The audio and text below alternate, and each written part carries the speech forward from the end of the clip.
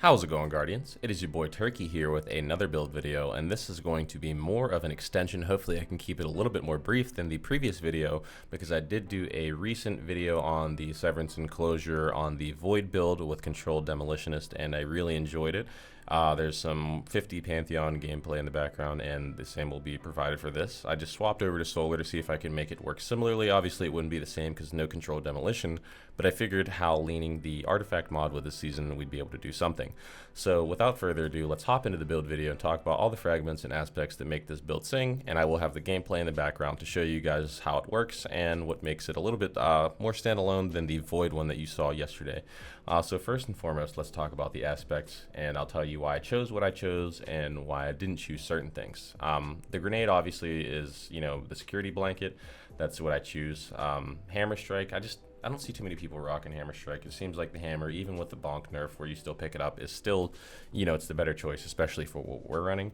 And first and foremost, aspects wise, we're looking at roaring flames. Final blows with solar abilities or ignitions increase the damage of your solar abilities, and this stacks up to 3 times. This is going to help us with Severance Enclosure and just baseline melee hits and one tapping to proc that exotic functionality on our armor. And that's just kind of self-explanatory. More kills that you're getting with abilities, and sunspots getting kills also contribute to this. That's just, it's going to help with our exotic functionality. Not much more to say there. And in our second aspect, we are looking at Soul Invictus. Solar ability final blows, Hammer of Soul impacts, and defeating scorched targets create sunspots. Your abilities regenerate faster, and your super drains more slowly while standing in a sunspot.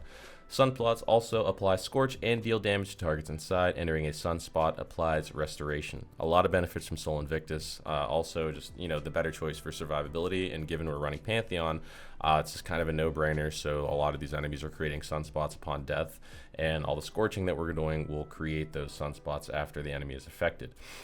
There is an argument for running Consecration over Roaring Flames. I'm just not too good with Consecration myself. That's really the only reason I'm running it, and I don't really know the setup for it, and that's fine with me because this works out the way that I want it to. So next up, let's talk about our fragments.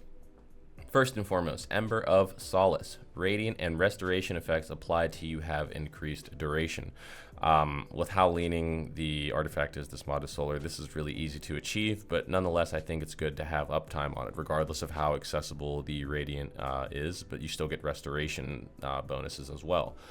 Next up, we have Ember of Empyrean. Solar weapon or ability final blows extend the duration of restoration and radiant effects applied to you. So the synergy between these two. So you're just helping yourself out by running these two in conjunction. Next up, we have Ember of Ashes. You apply more Scorch stacks to targets. You're going to be applying Scorch stacks whether it be through your weapons or simply through abilities, sunspots, things that are just through the class itself. So this is just another one that just helps you cause more damage and wreak more havoc on the field and create some ignitions. And lastly, we have Ember of Torches. Powered melee attacks against combatants make you and near allies radiant. I just like having it for if I'm in a situation where I can't get the quick little 2-tap off of my hand cannon or the burst to proc radiant through the seasonal mod. I'll just throw my bonk hammer, hit something, and then boom, I am now radiant.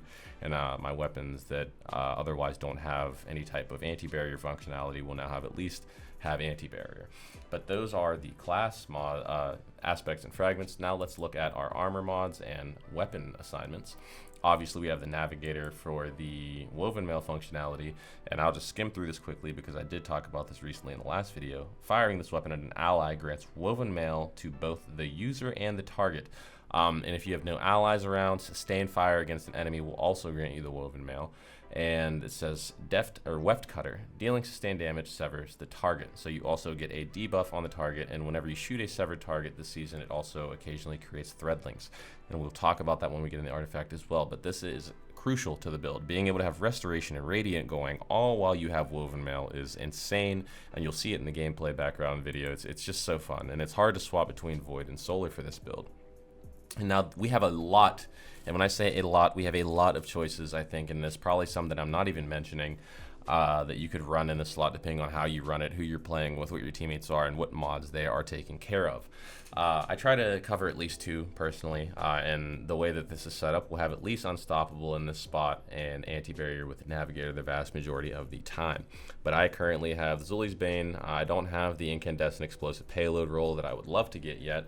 Another one that's acceptable, Dark as Before, Deconstruct Incandescent, really underrated role because you're shooting a lot of explosions happening. You have Trustee, another solar weapon. Strident Whistle, really good unstoppable option here. You get the explosions with Incandescent, very easy to hit those headshots. Then you have Adhortative, an overload option. You get Heal Clip and Incandescent, just solid. That's a great perk combo. Heal Clip and Incandescent. You're proccing Radiant off the burst shots. Enemies are exploding, solar ignitions, and you're healing on top of the Woven Mail that you already have. The Core Knock 22, I'd like to give as many options as possible because not all of us have these god rolls, but I think some of these exotics are pretty accessible aside from obviously the Navigator, but you can sweat and try to farm that like I did because I promise you it's worth it the vast majority of the time. Then also we have the Heliocentric, another really good pick, Incandescent and Heal Clip in the sidearm slot. You'll be able to have Anti-Barrier built directly into that. And also the BXR, more Incandescent Radiant action on that, which is craftable, and that came with the 30th anniversary. So that's all the stuff that we have, and like I said, I could even be missing some. I don't have a good Lunas Howl currently, so I can't even say that, but I feel like I mentioned the ones that are viable. Now this is this is really unique, and a lot of people, I don't see the Marcelian, I think that's how you pronounce it, being used too often. But this is such a great weapon for this build, and I honestly didn't even really realize it myself until I was using it, and I was like, wait a second, where's this shield coming from? So obviously we have Incandescent, yes. We have Spike Grenades, yes, for the extra, increased direct hit damage. This isn't, there's no bait and switch. This is kind of like a full functioning weapon. You do a little bit extra damage with it.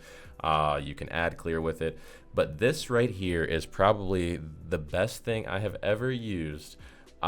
Just to get the overshield. Using this weapon to break the shield of a combatant or guardian using their super will grant you an overshield. This just works on enemies that have a shield. And for the wizards in particular, wow. This with Woven Mail and just proccing, it's almost like just shooting and you get your shield. It's almost like that's with the perk, but I was surprised at how helpful it was. And I'll put the video footage of it in the background. This is a phenomenal perk, and it's really underrated. To have on an ad clear weapon or a tanky build, this just fits the personality of the build so well. So if you can find this and snag this, I highly recommend it. Or if you have some type of solar weapon, I don't have a good LMG or anything with Incandescent in this slot, so I can't recommend it too much from my personal stash here. But this is just serving a perfect purpose, and I love it. I wish it had some type of mod beyond the anti-barrier that it gets provided with Radiant, but it is solid. And now, with the weapons out of the way, let's talk about the armor. And the head slot is going to be relatively standard. We just have the combination mods where it's solar and strand combination, since we're using the solar secondary and we have the navigator in our primary. And the navigator is going to be a little bit more helpful because when we pick up orbs, you get the unraveling, and you can spawn some thread links here and there as well, also on solar. So it's not that big of a deal. We have the intellect mods on just to get close to being able to pop that super a little bit more, and the super is at your discretion. That's why I didn't mention that. Whichever one you want to use, I swap between them also in the gameplay in the background. Next up, let's move to the gloves. That's not really going to change here from the other video as well. Causing damage with a powered melee reduces your grenade, and the same thing and vice versa. Causing damage with a grenade reduces your melee, and just harmonic reloader for the reload on our secondary slot to keep on just causing as many explosions as we can. Now let's look at the chest spot. Severance Enclosure. Powered melee final blows unleash a damaging explosion. Finishers and final blows against more powerful targets increase the radius and damage of the explosion. We know what this does, but it is so much fun, actually distinctively fun between solar and void, and it just plays different because the things you're able to do, especially with this grenade launcher here, was very different. To be able to get that void overshield so quickly. It's just an overshield. You call it, I say void because it's an overshield. Nothing else provides the overshield other than void. But to have Woven Mail, Radiant, Restoration, and that void overshield so quick, you feel nearly unstoppable. And if you proc that and then go pop a finisher, you also have what I'm going to mention in our class slot next. We'll go from the bottom up just so I can kind of, pivot into this. We have Proximity Ward. Gain a powerful overshield while performing your finisher. And this nearly guarantees that you're not going to die, even if you were to jump into a crowd of like Curse Thralls.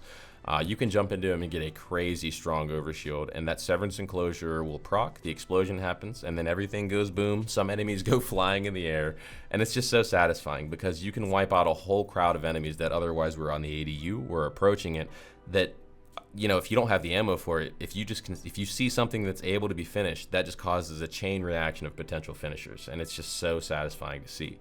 And lastly, in the armor slot, let's move into our boots.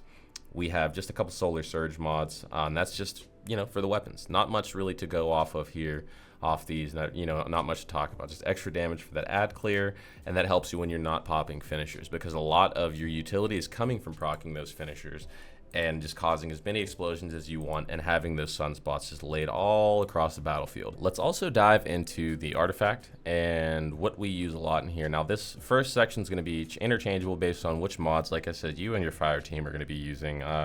I personally use the most, whether it be Unstoppable Hand Cannon or Overload Pulse, or Auto Rifle for the Amit AR2 with Scorch or something like that. But I was just using the Zoli's Bane a lot, so we're rocking those. Those aren't really too much discussion to be had there. But in our secondary slot, we have Kindling Trigger. Radiant causes solar weapons to apply Scorch to unscorched combatants, and this is just where we're going to apply more Scorch stacks from some of our class mods as well. This is a solid mod that you need to have if you're running this build. This also, Flame, Fiber, and Freeze, combines the Solar Strand and Solar Stasis Siphon mods into one, and that's just going to help us have both of those active so we don't have to sacrifice too many slots to be able to get some orbs, whether it be via our Navigator or our secondary energy weapon. And From Whence You Came, which is going to increase our ability damage to taken and scorn combatants. Next up, in the other slot, we have Flint Striker. Rapid solar weapon, precision hits, and rapid solar weapon final blows grant Radiant. We all know and love this one. It's just such a good like seasonal mod. It's working out really well with so many weapons that you saw brought in the spotlight, like Sunshot or Polaris Lance. And even what is it, the Whisper, even that's back. Then also we have, while Radiant, deal increased weapon damage to combatants affected by Strand and Stasis debuffs. Strand debuffs being Sever, which we are getting from our Navigator. So you're going to do increased weapon damage to enemies while those enemies are affected by Sever, and that's coming from the kit. Next, we have Unraveling Orbs. Picking up an Orb of Power grants weapons Unraveling Rounds. So you have Unraveling Rounds and Sever being applied on targets, and that's going to happen from the Nav just from picking up the Orbs of Power. And we'll get that from our Solar and Strand Siphon mods. And also, we have Revitalizing Blast. Causing damage with a solar ability weakens champions and bosses for a short duration.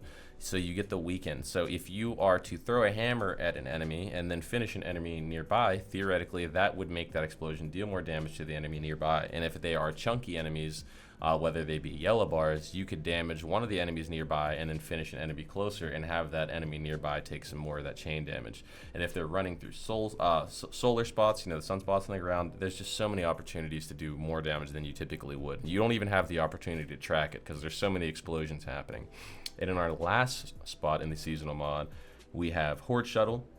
Damaging unraveled targets with a weapon occasionally spawns a Threadling. So this is where we're getting Threadlings even in our solar class. So take advantage just for the last few weeks while you can prior to the next season. And then also we have Rays of Precision, while Radiant Solar Precision Final Blows cause combatants to ignite. I mean, there's just so much synergy with solar. You're just kind of like a fool to not be using some of this stuff, especially if you're running solar. But that's really everything that coalesces into it, at least through the artifact mod field. And this does play different than the void one that I mentioned yesterday, because you're not getting the explosions, the void explosions and all that as well. It is just a phenomenal build. I had a lot of fun with it, getting to wave 50, and honestly on both of the instances, whether it be with the void or solar. I'm not sure which one's my favorite. If you saw the previous video, comment on which one's your favorite, and be on the lookout for a warlock video and a hunter video as well. I apologize for my absence. I've been really busy these past couple weeks, and I haven't been able to put out as much as I'd like, but I got a lot going on. Got a house, doing things here, trying to get a studio up and running for podcast and future stuff beyond just Destiny content that I hopefully you guys will tune into and enjoy as well.